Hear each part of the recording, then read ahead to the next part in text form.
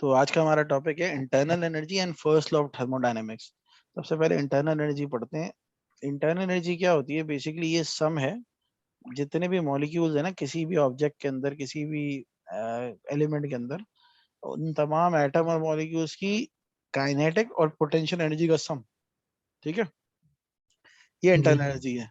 इसका मतलब ये है कि जैसे कोई ऑब्जेक्ट है, एक मेटल का पीस है, वो एक जगह पे रेस्ट कर रहा है। अब उसके ऊपर कोई एक्सटर्नल फैक्टर्स आप नहीं लगा रहे, वो अपनी नॉर्मल कंडीशन में जी कोई हीट नहीं दे रहे, उसको कोई प्रेशर नहीं दे रहे, कोई करंट नहीं दे रहे, तो वो अपनी नॉर्मल कंडीशन में जो एनर्जी रखेगा ना अपने अंदर, वो एनर्जी होगी इंटरनल जी एनर्जी। ठीक है।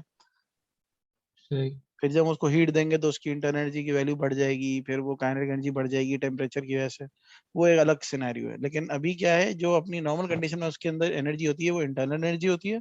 And that is the sum of the random distribution of जी kinetic and potential energies associated with the particle. तो जितने उसके अंदर मॉलिक्यूल्स होंगे ना, उनकी हम्म, काइनेटिक और पोटेंशियल एनर्जी का सम होता है ये। जैसे यहाँ पर डेफिनेशन है, ये लिख लो आप। internal energy is the sum of the random distribution of the kinetic and potential energy associated with the particle of the system। ठीक है। सर ये नाम क्या है उसका, इंटरनल एनर्जी। चैप्टर का? चैप्टर का नाम है, इधर लिखा होगा ना साइड में, थर्मल प्रॉपर्टीज होगा, थर्मल प्रॉपर्टीज ऑफ मटेरियल्स। ठीक है। मैं तुम्हें ये एक फाइल बुक की दे भी दूंगा ताकि तुम रेफर भी कर सको ना इसकी पीडीएफ। सेकंड। ठीक है। तो इंटरनल एनर्जी का कॉन्सेप्ट समझ में आया? एक सेकंड सर, मैं वो लिख रहा हूँ। ओके।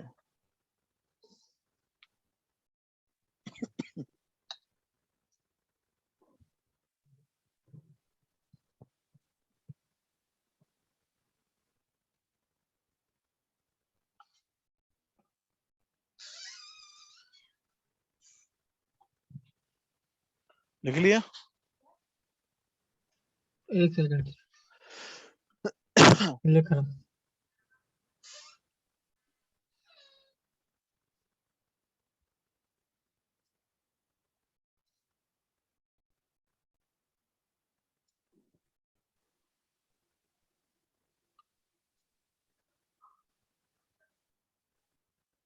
ठीक है।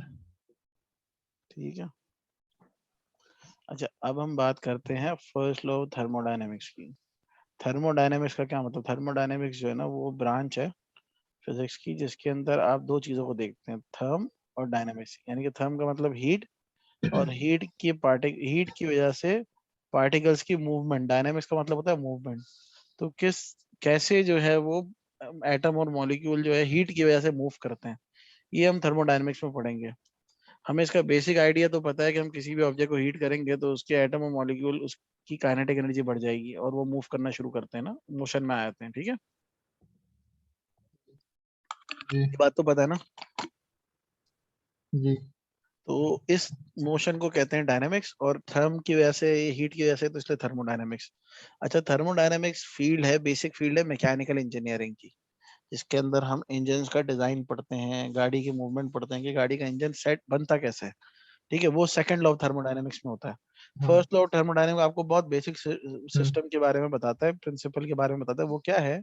वो बताता है कि भाई देखो, एक ऑब्जेक्ट है, ये देखो, ये एक सिलेंडर है, देख रहे हो? इसके अंदर कोई गैस होगी। जी ठीक है, इसके अंदर गैस है और ये ऊपर एक पिस्टन लगा हुआ है। पिस्टन समझो, एक इसको कंसिडर कर लो तुम, जो सिरिंज होती है ना जिससे इंजेक्शन लगाते हैं, जी जी, समझ उस गया। वो कंसिडर करो। ठीक है, ये पिस्टन लगा हुआ है, यहाँ अंदर, इसके अंदर गैस है। अब आप अगर हीट करोगे इसको, गैस को, तो गैस के मॉलिक्यूल्स एनर्जी लेंगे, काइनेटिक एनर्जी लेंगे। उसकी वजह से उनकी काइनेटिक एनर्जी बढ़ेगी तो स्पीड भी बढ़ेगी, क्योंकि kinetic energy half m v square होती है, तो वेलोसिटी बढ़ेगी। और वो मूव करना शुरू करेंगे। जब वो मूव करना शुरू करेंगे तो वो इस पिस्टन पर प्रेशर अप्लाई करेंगे, जाहिर है ना, क्योंकि फोर्स लगाएंगे, मूव करेंगे तो जी फोर्स पर एरिया प्रेशर। जी इसमें प्रेशर अप्लाई करेंगे तो क्या होगा, पहले ये यहाँ था, अब ये प्रेस होके आगे पुश होके यहाँ तक आ गया। ठीक है, जी। तो इसने क्या कवर कवर किया, डिस्टेंस कवर किया फोर्स की वजह से। जी तो जी फोर्स की वजह से जब आप डिस्टेंस कवर करते हैं तो क्या, आप क्या कहते हैं, वर्क इज डन, है ना? जी। तो यानी कि इसने वर्क परफॉर्म किया। तो सही। तो फर्स्ट लॉ ऑफ थर्मोडायनेमिक्स यही बताता है कि there are two ways of increasing the total energy of a body. यानी कि किसी इंजन सॉरी, किसी इंजन के अंदर जब हमें वर्किंग करवानी होती है तो उसके अंदर पिस्टन अप डाउन होता है। वो अप डाउन कैसे होता है?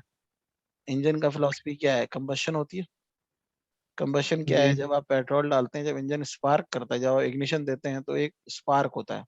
स्पार्क क्या करता है? आग हम्म, लगाता है। इसी तरह है, आपने माचिस की तीली जलाई और एक पेट्रोल के आगे रख दी तो वो धमाका करेगा ना। जी तो इंजन के अंदर भी यही होता है। जैसे ही आप गाड़ी का इग्निशन ऑन करते हैं ना तो एक अलग सी आवाज आती होगी आपको।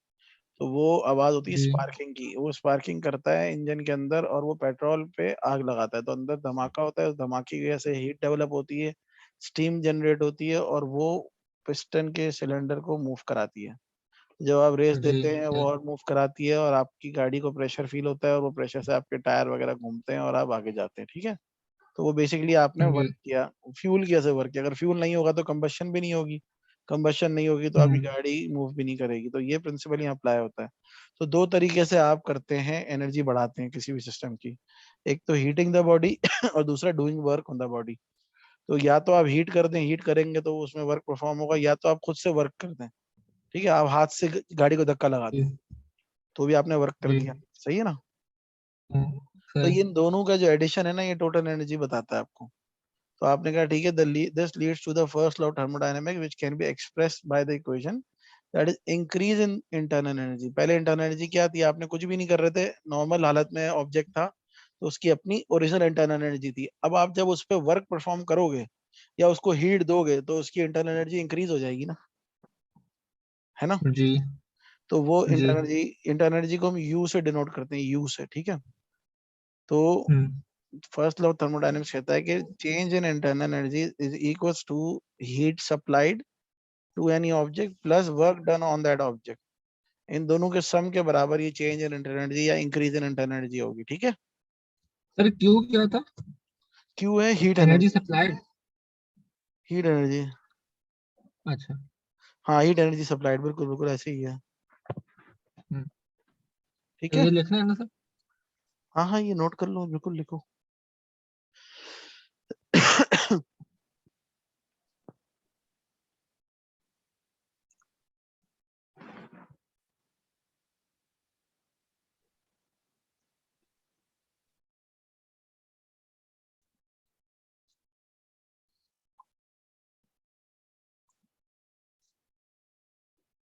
सर आपकी तरफ हवाएं चल रही हैं? बड़ी खतरनाक यार, बिल्कुल मट्टी उड़ रही है। जी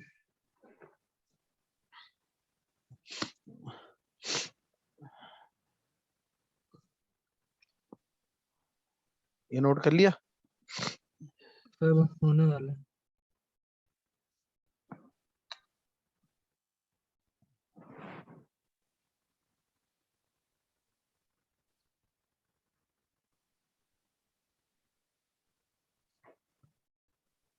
ठीक है। तो हमने क्या देखा कि भाई किसी भी ऑब्जेक्ट को या तो हीट दो या वर्क उस पर परफॉर्म करो, इन दोनों का सम जो है उसकी इंटरनल एनर्जी को चेंज कर देगा। ठीक है। तो जी increase in internal energy is equals to the energy supplied to the system by heating the work done on the system। चलो भाई, अब बात सही। करते हैं। the energy supplied to the system by heating is sometimes shortened to the heating of the system। ठीक है।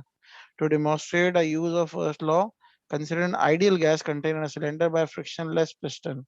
Ideal gas क्यों? कि आइडियल बिहेवियर फॉलो करे, उस पर कोई लॉसेस ना हो। और पिस्टन फ्रिक्शनलेस क्यों है? ताकि फ्रिक्शन की अपनी कोई रुकावट ना हो, जितनी फोर्स लगाए उतना प्रेशर अप्लाई हो। ठीक है। ये एक हमने आइडियल सिचुएशन ली है। जी ये change in volume delta we हो गया, चेंज इन एक्स जो है वो उसके हाइट में चेंज आ गया पिस्टन के, सिलेंडर जी की। ठीक है।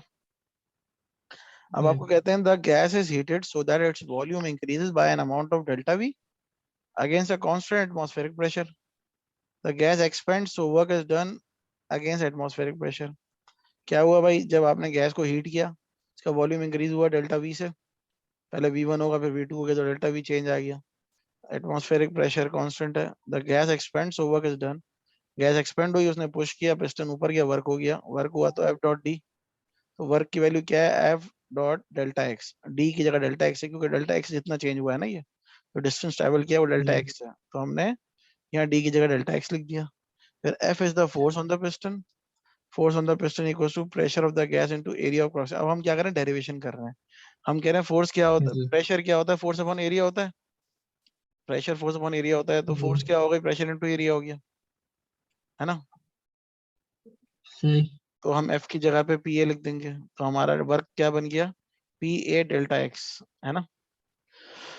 ऐसे लेकिन ही सर ये डेल्टा एक्स बताता हूँ ना, PA डेल्टा x हो गया, ये समझ में आता है, पुट कर दी वैल्यू। जी अच्छा, एरिया इनटू हाइट क्या होता है, वॉल्यूम होता है। Delta G x height of the cylinder है ना, जितनी हाइट कवर की है उसने ऊपर, तो इसको हम वॉल्यूम लिख सकते हैं, जी जी डेल्टा वी लिख सकते हैं, तो W equals to P delta V हो गया। जी तो again applying the first law of thermodynamics, इधर क्या हुआ, delta U equals to Q plus W, और फिर हमने अगली लाइन में क्या लिखा, Q minus P delta V, यानी कि W की जगह पे P डेल्टा V लिख दिया, लेकिन माइनस क्यों आए हैं यहाँ पर। वो एक सेकेंड, वो सर वो होता है ना, U is equal to Q plus W, नहीं पता। मैं बता दूं, देखो एक रूल है, कन्वेंशन है, ठीक है, रूल हमेशा याद रखना है इसमें थर्मोडायनेमिक्स में, कि जब भी वेन एवर लिख लो, whenever heat heat is supplied to the system, whenever heat is supplied to the system,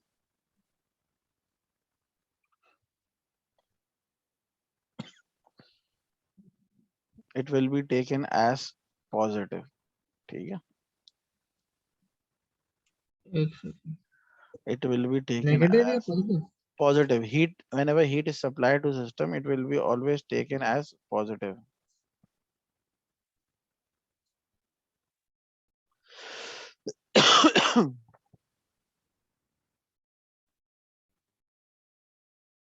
ठीक है। ठीक है, और दूसरी लाइन में लिखो whenever work, अच्छा पॉजिटिव है, इसके बाद लिख देना वाइस वर्सा, ठीक है, यानी कि पूरा लिख दो, चलो। अच्छा मतलब, अच्छा एक लाइन में लिख दिया, whenever heat is supplied to system it will be always taken as positive। दूसरी लाइन में लिखो whenever ठीक। heat is supplied by the system, to the system नहीं है, by the system, it will be taken as negative, ठीक है। सही।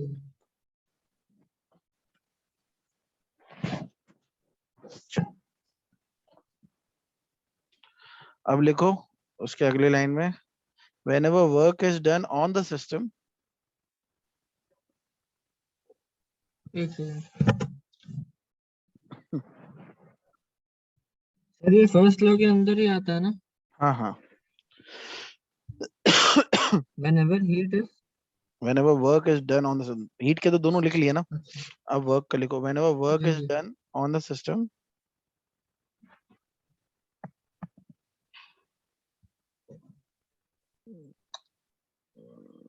जी it will be taken as positive,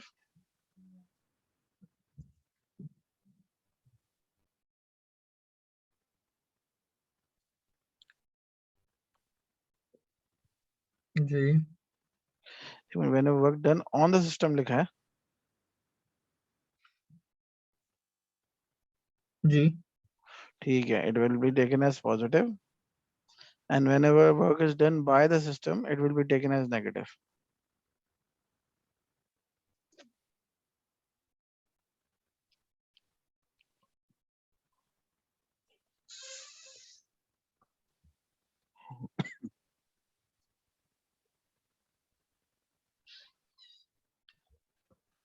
it will be taken। as negative,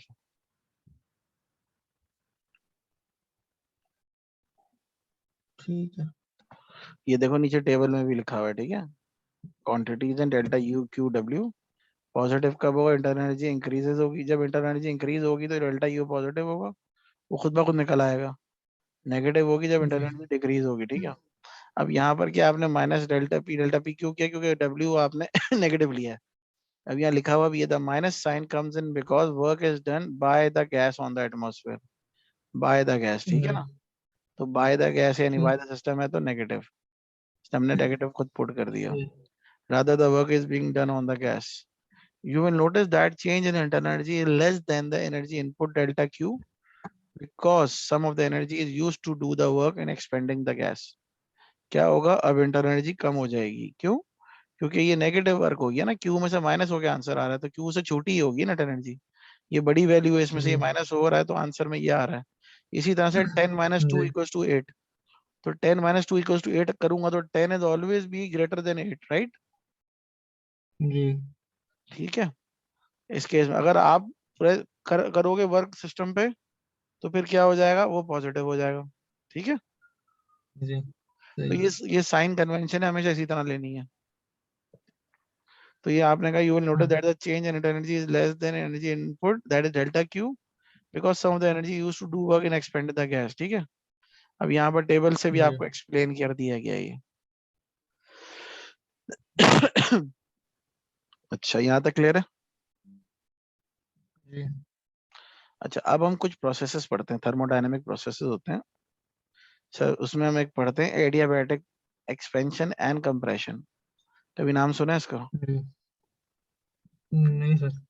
adiabatic expansion compression क्या होता है basically, इसके अंदर आप सिस्टम के ऊपर कोई एनर्जी देते, हीट एनर्जी नहीं देते। ठीक है। यानी सिस्टम के अंदर जो एनर्जी है ना, वही आपस में पिंग पोंग हो रही होती है, जो इंटरनल एनर्जी है ना, उसी से वर्क हो रहा होता है। सही है। कोई एक्सटर्नल हम्म एनर्जी आपको नहीं देनी पड़ती। अभी देखते हैं। सही। This is an expression of compression when no energy leaves और enters a gas, in this case Q is zero. ठीक है। तो अगर Q जी जीरो हो जाएगा थर्मोडायनेमिक्स की इक्वेशन में, तो इक्वेशन क्या बन जाएगी, delta U equals to W। ठीक है। जी अब इसकी एक्सप्रेशन देखते हैं। This means that when a gas expands, it does work on the atmosphere. ठीक है, ऑन द सिस्टम, यानी कि जब गैस एक्सपेंड होगी तो वो एटमॉस्फेयर पे वर्क करेगी। W इज नेगेटिव, क्योंकि उसने वर्क किया। Therefore delta U is also negative and the gas cools down. जब डेल्टा U नेगेटिव हो जाएगा, यानी जी कि इंटरनल एनर्जी कम हो जाएगी। जब इंटरनल एनर्जी कम होगी तो क्या होगा, काइनेटिक एनर्जी कम हो जाएगी। इंटरनल एनर्जी सम है ना काइनेटिक और पोटेंशियल एनर्जी का, तो काइनेटिक जी एनर्जी भी कम हो जाएगी। काइनेटिक एनर्जी जब कम होगी तो अपने आप टेम्परेचर कम हो जाएगा, क्योंकि kinetic energy is directly proportional to temperature. सही है। जी तो काइनेटिक जी टेम्परेचर कम होगा तो ऑब्जेक्ट कूल डाउन हो जाएगी, गैस जो है वो कूल हो जाएगी। ठीक है। जब गैस कूल होगी तो खुद ब खुद कॉन्ट्रैक्ट कर जाएगी, कंप्रेस हो जाएगी। पहले एक्सपेंड हुई, फिर कंप्रेस हुई, फिर एक्सपेंड हुई, फिर कंप्रेस हुई, ये साइकिल चलता रहेगा। तो इसी तरह क्या हो रहा होगा, हम्म इंटरनल एनर्जी से वर्क होगा, वर्क से इंटरनल एनर्जी होगी, इंटरनल एनर्जी वर्क होगा, ऊपर नीचे होता रहेगा पिस्टन। आपको कोई एनर्जी देने की जरूरत ही नहीं है। ये आइडियल सिचुएशन है, ये रियल टाइम नहीं होता है, इनमें फर्क आता है। हम्म ठीक है। सही। You may have observed that when the carbon dioxide is released from a high pressure cylinder, it cools so much that the solid carbon dioxide या dry ice is formed. Carbon dioxide की cylinder की अगर तुम nozzle के बाहर देखोगे ना, बिल्कुल एक तो सिलेंडर की नोजल ठंडी हो रही होती है और साइडों में हल्की हल्की बर्फ जम रही होती है, इतनी ठंडी हो जाती है। जी So if the gas is compressed, work is done on the gas and gas is warmed. This is observed when pumping up a bicycle tire. उसमें क्या होता है, जब आप गैस को कंप्रेस करते हो और फिर कहीं पे पंप करते हो, तो वो वार्म होना शुरू हुआ था सिलेंडर। यानी कि इसकी एग्जांपल में तो मैं दूं, हाँ सीएनजी में भी होता है। सीएनजी का जो पाइप होता है ना, वो भी जी जहां से भर रहे होते हैं ना, वो वार्म होता है, जहां आ रही होती है वो ठंडा हो रहा होता है। जी जी ठीक है। So the barrel of pump get much hotter than it would from just doing work against friction. ठीक है। अच्छा तो फ्रिक्शन की कैसे हो रहा होता है? सॉरी। फ्रिक्शन की वजह से हो रहा होता है। हाँ, उसके अगेंस्ट काम करेगा तो हीट डेवलप होगी ना। अच्छा ठीक है, ये एडियाबैटिक प्रोसेस था आपका। हम्म, तो ये इसका लास्ट टॉपिक था। तो अभी हमने ऑसिलेशन तो पढ़ लिया है, नेक्स्ट टॉपिक पे चले?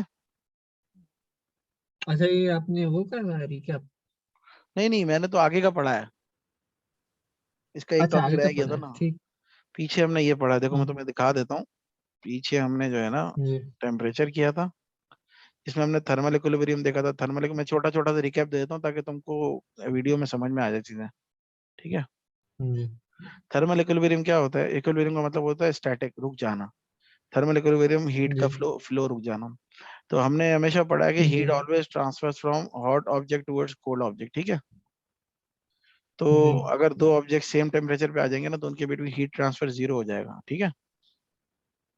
जी जी। तो इसको कहते हैं थर्मल इक्विलिब्रियम। अच्छा सर, एक बात तो बताएं। बताओ। आप मुझे रिकॉर्डिंग पॉज कर दें। एक सेकेंड। अच्छा, तो थर्मल इक्विलिब्रियम हमने समझ लिया कि भाई जब दो ऑब्जेक्ट सेम टेम्परेचर पे आते हैं तो थर्मल इक्विलिब्रियम आया था, उनके बिटवीन हीट ट्रांसफर रुक जाती है, ठीक है। इसी तरह है कि कमरे के अंदर टेम्परेचर ठंडा हो गया, एसी चल रहा है, तो जब कमरे का टेम्परेचर और एसी का सप्लाई टेम्परेचर जो है वो एक हो जाता है तो थर्मोस्टेट जो कंप्रेसर ऑफ करा जाता है ना।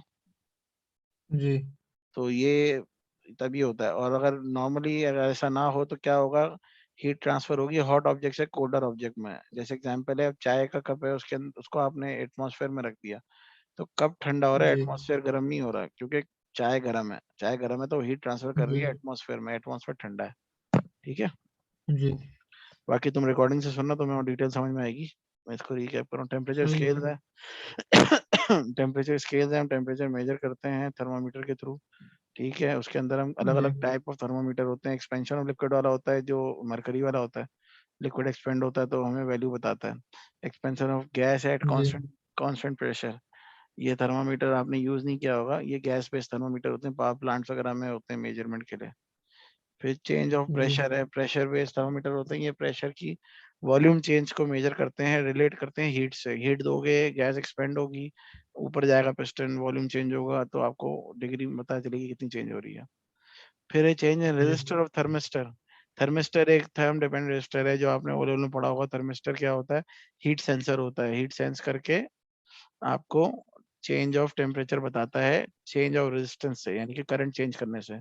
ये क्या क्या होता है, ज्यादा हीट जी डिटेक्टर्स में होता है, हीट या स्मोक डिटेक्टर्स में, जो टेम्परेचर को सेंस करके अपने जी टेम्परेचर चेंज को रजिस्टर करते हैं करंट की सूरत में, और आगे अलार्म रेस कर देते हैं कि जी आग लगी हुई है, ठीक है। इसी जी तरह फाइनली जो है वो है थर्मोकपल थर्मोमीटर।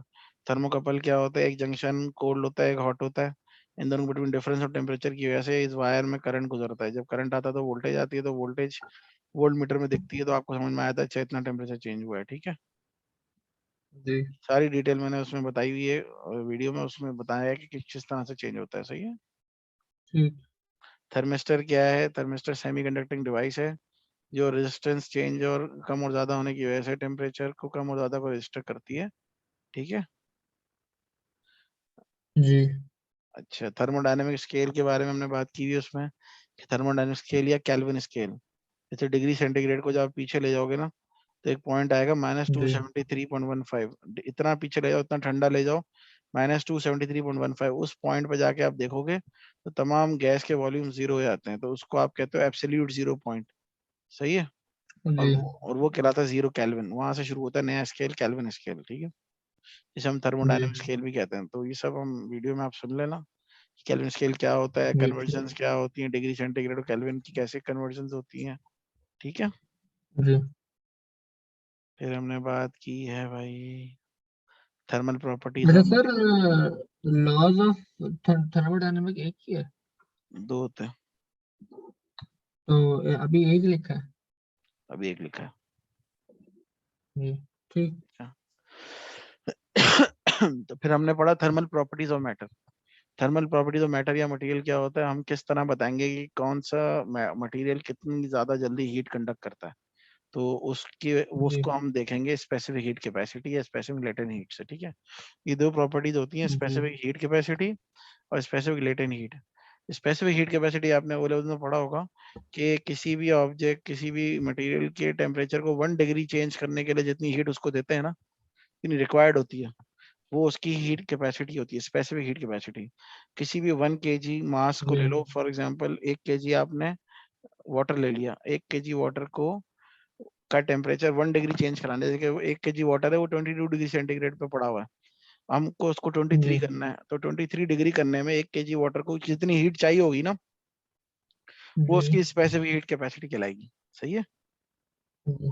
सही। ये आप बोलोगे 1 डिग्री क्यों, तो मैं कहूंगा भाई एक का पता होगा तो जितनी डिग्री चेंज करना है उससे मल्टीप्लाई कर दूंगा, ठीक है। जी जी तो ये स्पेसिफिक हीट होती है। तो स्पेसिफिक हीट देने देते हैं आप, तो आप टेम्परेचर चेंज कराते हैं, ठीक है, टेम्परेचर चेंज होता जी रहेगा, स्पेसिफिक हीट देते रहोगे, टेम्परेचर चेंज होता रहेगा, ठीक है। हम्म लेकिन एक होती है लेटेंट हीट। लेटेंट हीट क्या होती है? अच्छा, उससे पहले मैं स्पेसिफिक हीट का फॉर्मूला बता दूं आपको। ये फॉर्मूला है delta E is equal to delta E equal to m c delta T, ठीक है। जी डेल्टा ई क्या है? डेल्टा ई या delta Q, heat supply to the system, ठीक है। एम क्या है? मास ऑफ द मटेरियल जिसके बारे में हम बात कर रहे हैं। स्मॉल सी क्या जी है? स्मॉल सी है स्पेसिफिक हीट कैपेसिटी का सिंबल। स्पेसिफिक हीट कैपेसिटी को सही स्मॉल सी से डिनोट करते हैं, पढ़ा होगा लेवल में। जी जी और डेल्टा टी क्या है? चेंज इन टेम्परेचर, ठीक है, जितना टेम्परेचर में डिफरेंस आया, ठीक है। जी तो भाई ये है स्पेसिफिक हीट कैपेसिटी, इसमें स्मॉल सी है स्पेसिफिक हीट कैपेसिटी, इसका यूनिट क्या होगा? ड्राइव जी करते हैं इसको, तो ये डेल्टा ई जो है एनर्जी है तो जूल, एम जो है केजी, और ये डेल्टा टी जो है डिग्री सेंटीग्रेड या केल्विन। तो ये इसका यूनिट हो जाएगा, ये वहां जाके डिवाइड होंगे तो जूल पर degree, KG into degree centigrade, ठीक है, या केल्विन, जी डिपेंड्स का टेम्परेचर किस में है। अच्छा भाई, आगे आते हैं, देखो यहाँ ड्राइव भी कर लिया हमने, ठीक है, इसका यूनिट। जी इसका न्यूमेरिकल भी मैंने डिस्कस किया हुआ है, आप वीडियो सुन लेना, जरूर सुनना, देखो वीडियो नहीं सुनोगे समझ नहीं आएगा। जी जी अच्छा, अब हम बात करते हैं, थर्मल कैपेसिटी हो गई, लेटेंट हीट। अच्छा, लेटेंट हीट के बारे में सुना है? जी सर। क्या होती है? सर अब तो यह ओएल में पड़ी थी, तो देखो इतनी से इतना याद नहीं है। चलो मैं बताता हूँ, देखो लेटेंट हीट क्या होती है, स्पेसिफिक हीट क्या होती है? वो हीट जो टेम्परेचर चेंज कराती है किसी ऑब्जेक्ट का, ठीक है, किसी मटेरियल का। जी लेटेंट हीट टेम्परेचर चेंज नहीं कराती, यही डिफरेंस है मेन इनमें। लेटेंट हीट जो है ना, स्टेट चेंज कराती है, ठीक है। अगर एक जी सॉलिड सॉलिड को लिक्विड बनाना है ना, जैसे आइस को मेल्ट करके लिक्विड वाटर बनाना है, तो उसको मैं जी कितनी हीट दूंगा कि वो पूरा मेल्ट हो जाए? उसको मैं लेटेंट हीट की जितनी हीट दूंगा, सही है। जी सही तो इसलिए हम कहेंगे कि भाई सही latent heat is the amount of heat required by any solid of 1 kg यानी unit mass to completely convert into liquid, ठीक है। जी तो लेटेंट सही हीट जब हम देंगे ना ऑब्जेक्ट को, जब ऑब्जेक्ट की क्या कहते हैं स्टेट चेंज हो रही होगी, तो उस पॉइंट पे उसको जितनी भी आप हीट दोगे ना, वो सारी की सारी हीट उसकी स्टेट चेंज करने में यूज हो जाएगी, उसका टेम्परेचर राइज नहीं कराएगी, ठीक है। जी स्टेट चेंज कैसे सही कराएगी? उसकी जो इंटरनल बॉन्ड्स है ना मॉलिक्यूल्स के, वो ब्रेक करेगी। अगर उसको सॉलिड से लिक्विड में ले जी जा रहे हो, उनका इंटरमॉलिक्यूलर डिस्टेंस बढ़ा देगी, सही है, जी ताकि वो लिक्विड हो जाए। अ, तो टेम्परेचर चेंज नहीं होता। सही इससे एक बात पता चली कि जब स्टेट चेंज होती है जिस पॉइंट पे, तो उस पॉइंट पे ऑब्जेक्ट का टेम्परेचर कांस्टेंट हो जाता है, ठीक है। सही जी और इसी तरह अगर लिक्विड को आपने वेपर या गैस में कन्वर्ट करना है, तो वो होता है बॉइलिंग पॉइंट। वो सॉलिड से लिक्विड में कन्वर्ट करने वाला मेल्टिंग पॉइंट होता है, लिक्विड से गैस में कन्वर्ट करने जी वाला क्या होता है? बॉइलिंग पॉइंट, जी ठीक है। सही जी अच्छा जनाब, तो ये हमारा हो गया लेटेंट हीट। लेटेंट हीट जो लिक्विड से गैस में कन्वर्ट, सॉरी, जो लिक्विड सॉलिड से लिक्विड में कन्वर्ट करती है, उसे हम कहते हैं लेटेंट हीट ऑफ फ्यूजन, ठीक है। जी सही और जो लिक्विड से गैस में करती है उसको हम कहते हैं लेटेंट हीट ऑफ वेपराइजेशन। जी अच्छा, दोनों का फॉर्मूला क्या है भाई? ये फॉर्मूला लेटेंट हीट सर तो ऑफ, सॉरी, स्टेट चेंज हो गया ना। हाँ स्टेट चेंज हो गया। स्टेट चेंज करने के लिए लेटेंट हीट होती है, टेम्परेचर चेंज करने के लिए स्पेसिफिक हीट होती है, ठीक है। सही जी तो इसका फॉर्मूला हो गया डेल्टा ई अपॉन एम, इसका हो गया डेल्टा ई अपॉन एम, दोनों का सेम है। ये एल एफ से रिप्रेजेंट होती है जी लेटेंट हीट ऑफ फ्यूजन, ये एल वी से रिप्रेजेंट होती है लेटेंट हीट ऑफ वेपराइजेशन, ठीक है। जी सही लेटेंट हीट ऑफ फ्यूजन का जो यूनिट हुआ वो क्या हुआ? ऊपर जूल नीचे केजी, है ना, ऊपर एनर्जी है नीचे मास है, जी इसमें भी यही है। अच्छा, एक चीज तुमने नोटिस की होगी, स्पेसिफिक हीट कैपेसिटी दोनों में मास है। मास क्यों है? जी मास की क्या रिक्वायरमेंट है यार? मास क्यों रखा हुआ हमने? हर मास की अलग होती है। यार मास इसलिए रखा है, देखो फॉर अ, फॉर एग्जांपल मैं तुम्हें कहता हूँ एक आइस है, मुझे उसको मेल्ट करना है, लिक्विड बनाना है, तो कितनी लेटेंट जी हीट ऑफ फ्यूजन दूं? सही है। अब एक आइस जी 5 ग्राम की है उसको अलग देनी होगी, 10 ग्राम की उसको अलग देनी होगी, है ना। लेटेंट हीट ऑफ फ्यूजन जी।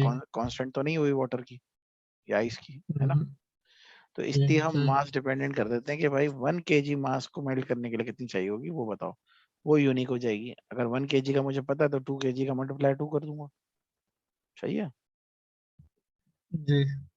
वरना यूनिक नहीं होगी ना।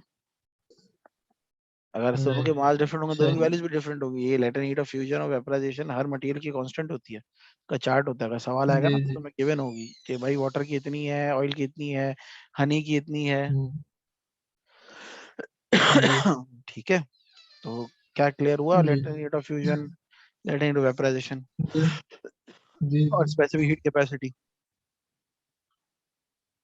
जी सर। चलो, बेहतरीन हो गया फिर तो ये हमारा कोर्स यहाँ ये वाला तो टॉपिक जो है खत्म हुआ। इसके बाद हमने पढ़ा है एवेपोरेशन एंड बॉइलिंग। एवेपोरेशन और बॉइलिंग में क्या फर्क है, पता है। ऑपरेशन तो वो वेपर में होता है। बॉइलिंग में भी यही होता है, उड़ जाता है वो भी। बॉइलिंग में तो सर वो जब क्या कहते हैं, एवापोरेशन तो वो जब पानी बिल्कुल ही हो जाता है ना, मॉलिक्यूल्स बन जाते हैं जब एयर पार्टिकल्स। बबल्स बन जाते। हाँ। देखो मैं और फर्क, बॉइलिंग में तो जब वो एवापोरेशन से पहले। जी मैं आपको बताता हूँ, थोड़ा तुम्हारा आइडिया आधा क्लियर है, मैं क्लियर करता हूँ। एवेपोरेशन पहले तो बात खुद से होती है, सराउंडिंग के टेम्परेचर से होती है, उसको हीट देनी नहीं पड़ती है हमें नीचे से कोई, ठीक है। जी जबकि बॉइलिंग में हीट देनी पड़ती है, पहला डिफरेंस तो ये है। सेल्फ प्रोसेस है ये फोर्स प्रोसेस है, ठीक है। जी दूसरी बात, एवेपोरेशन हमेशा सरफेस ऑफ लिक्विड से होती है, ऊपर के मॉलिक्यूल्स पहले जाते हैं कन्वर्ट होके गैस, ठीक है। जी बॉइलिंग में ऐसा नहीं है, बॉइलिंग में पूरे लिक्विड में हीट ट्रांसफर होती है और पूरा लिक्विड कन्वेक्शन होके बॉईल होके जाता है, सही है। जी एवेपोरेशन में क्या होता है, सरफेस के ऊपर जो लिक्विड के पार्टिकल्स होते हैं वो सराउंडिंग एटमॉस्फेयर से एनर्जी गेन करते हैं, उनका टेम्परेचर जी राइज होता है, वो एक्सपेंड होते हैं। जी एक्सपेंड होते जी हैं, उनके इंटरमॉलिक्यूलर डिस्टेंसेस बढ़ जाते हैं। जी जब बढ़ जाते हैं तो वो फिर गैस के रीजन में आ जाते हैं ना, गैस के मॉलिक्यूल्स दूर दूर होते हैं जी ना लिक्विड से ज्यादा। जब जी बढ़ जी जाते हैं तो वो गैस में कन्वर्ट होकर ऊपर चले जाते हैं। तो जी एक मॉलिक्यूल चला जाता है तो नीचे वाला ऊपर आ जाता है, फिर नीचे वाला आहिस्ता आहिस्ता हीट गेन करता है, फिर वो जाता है, फिर आहिस्ता आहिस्ता नीचे वाला उसके नीचे वाला ऊपर आता है। तो ये एक स्लो प्रोसेस है। जी जबकि बॉइलिंग में क्या है, आपने बेस वाले मॉलिक्यूल्स हीट किया, वो फौरन से ऊपर चले जाएंगे, फिर फौरन नीचे वाले ऊपर चले जाएंगे, फिर नीचे वाले ऊपर चले जाएंगे। ये रैपिड प्रोसेस है, ठीक है। ठीक है, सही। समझ में आती है बात। तो ये इनके डिफरेंसेस हैं, जी जी बाकी आपको वीडियो में मिल जाएगा। सही है। इसके बाद सर आज के हमने, लिए इतना ही रखें। क्यों थक गया क्या। सर बहुत ज्यादा। तो पहले वाले का वीडियो तुम सुन लेना, ये आज के लेक्चर में रिकैप दिया है, इसको रिलेट कर लेना। और ये इंटरनल एनर्जी, फर्स्ट लॉ, जी थर्मोडायनेमिक्स, ये सब मिला के 2 चैप्टर कंप्लीट हो जाएंगे। तो फिर इसके इंशाल्लाह जी हम ठीक पास है सर। पास पेपर्स करेंगे कल, सर ठीक है। तो जो आपकी रिकॉर्डिंग है उसमें एक चैप्टर हुआ हुआ है या दो? ये दोनों कवर्ड है, बस इसका इंटरनल एनर्जी और ये चलिए नहीं था, थर्मोडायनेमिक्स नहीं था ना। ठीक है सर, ठीक ठीक।